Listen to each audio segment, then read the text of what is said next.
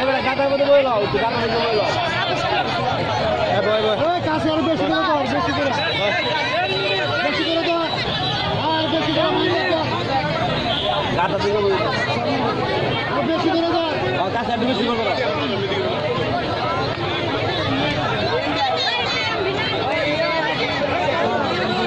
আর একটু বেশি করো।